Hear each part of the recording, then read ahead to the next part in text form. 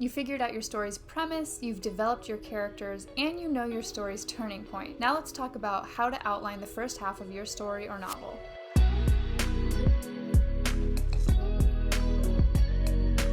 Hey, I'm Megan, a professional writer, published author, and writing coach, and I love helping writers think through different parts of the writing process so you can finish your projects and meet your goals.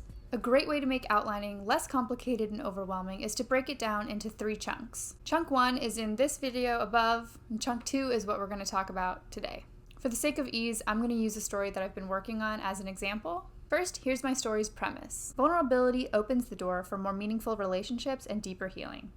That's what my main character doesn't know at the beginning of the story, but what she's going to know by the end of the story. Alright, so before you outline, you always want to start with a premise. I like to think about a premise as actually a really tiny outline, like the smallest outline you could possibly write. But it gives you insight into where your story is going, and more importantly, how your character is going to change throughout. So that's my premise. Here's a little bit about my characters, and these are mostly the ones that are going to have the most impact on my main character. So I've got my MC, she's in her late 20s, from a small town, but she's lived in a bigger city.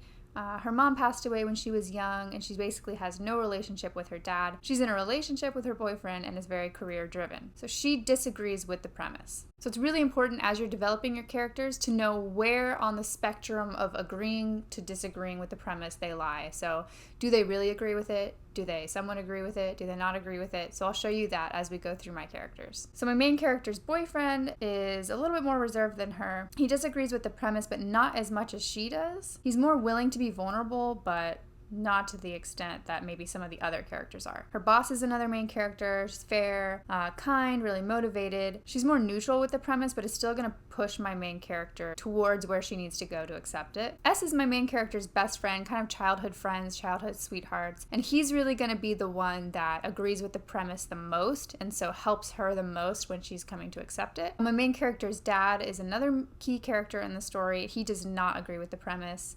And there's also my main character's aunt, and she does agree with the premise, but not as much as her friend S. So here you can see where they fall on that scale of agreeing or not agreeing, and already you can tell who is probably going to be more likely to help her, right? The characters that agree more with the premise. Okay, so now that you know my story's premise and a little bit about the characters, let's start talking about the first half of the outline. As I always suggest, I started with a turning point. Again, this is the point in my story where my main character is going to start thinking that the premise might be true. Now, she might not be thinking, oh, vulnerability opens the door for relationships and whatever. She's not going to be thinking of it in those terms, but it's the idea. That's the idea that she's going to start accepting. Mostly it's vulnerability. She has to learn to be more vulnerable, but eventually she's going to also see the connection between that and like deeper relationships and deeper healing. She might not connect the dots that like distinctly, but that's what we're going for overall. If you're figuring out your turning point, think about what might make your main character start to believe this a little bit, what might chip away at their preconceived notions, and give them at least the idea that your premise is something valuable. So I'm going to think through a couple of turning points here. Let's take a look. My main goal is to think about what I like best for the story and go from there. I have a couple ideas. Maybe like she refuses to open up, she keeps refusing, and someone calls her out on it. Maybe she starts to see similarities between her and her dad, and she doesn't like that. Let's just say she keeps refusing to open up and someone calls her out on that. I like that. I feel like it's realistic, especially given the relationship that she and her friend will have.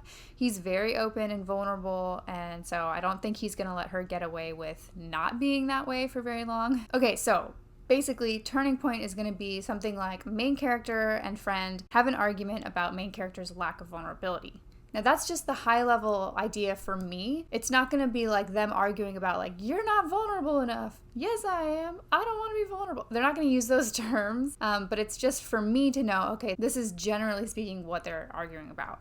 We're going to get more specific in later drafts of the outline. So that's my turning point, and from there I can start to work on the first half of my outline. Now you may find it easier to work from the turning point backwards, or you may find it helpful to start at the beginning and work towards the turning point. It really just depends. But sometimes I think it can help to start with like an overarching theme for each half. So I think my main overarching theme for this half of the story is going to be main character tries to avoid vulnerability and is thwarted. So this not only gives me a good way to lead up to the turning point where she's called out on that, but it also acts to like show how she is before the end of the book, right? It's like she's in the complete opposite place that she'll be at the end. So let's show that. So immediately I'm thinking like, what kind of situations could she be in that'll make her have to be vulnerable and choose not to? She could be vulnerable in a relationship, at work, with her family, all sorts of things. So starting from the beginning, I do know I want her to start in the city, giving readers a glimpse into her normal life before things get crazy. So outline point number 1 is going to be main characters in the city. She's working. Life is normal. Pretty easy, right?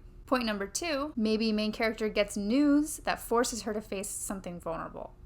So this is her first test. I think she's going to get the news that her father is sick and she has to come take care of him, but that's more detailed, so we save that for the second draft. All we know is she has an opportunity to face something that makes her feel vulnerable. Point number 3 could be that her boyfriend and her boss push her to step into that opportunity. So we know that I know that she's gonna go home. So they're gonna encourage her to do it even though she doesn't want to. Point number 4, main character goes back home. Point number 5, main character reunites with her family. And all of these are going to spark like that feeling of, oh, I don't want to face all of these things, but I have to. And that gives her the opportunity to push back against being vulnerable. So then she's going to run into her friend, the key character, who will get her closer to the premise. She and her friend are going to do something. They're going to do something else. He tries to get her to open up. She's not going to. That's going to happen again and again, and he's going to get more frustrated. And eventually she's going to have to face something, probably maybe with her dad, I don't know, something bigger, where she has an opportunity to open up and be vulnerable and struggles with it. She's like not sure, but she refuses. And that's going to lead us to the turning point where she and her friend argue about her lack of ability to be vulnerable. Does this kind of make sense? So see how it's really high level? I'm literally saying they do something else.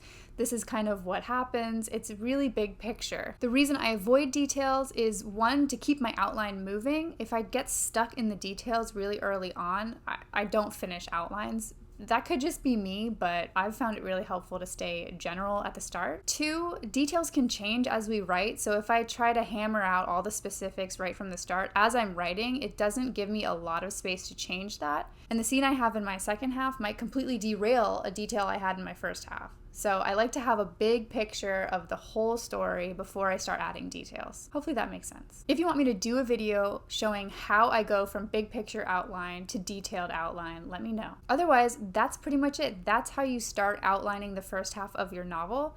Start with a turning point and then go back from there and think, okay, what kinds of situations have to happen in order to get my main character towards that turning point? And how do my supporting characters help them along their journey? Remember, you always want to make sure you know whether or not they agree with the premise. So now you should be able to start the first half of your outline. If you're stuck on your turning point, I have a video on how to figure that out too.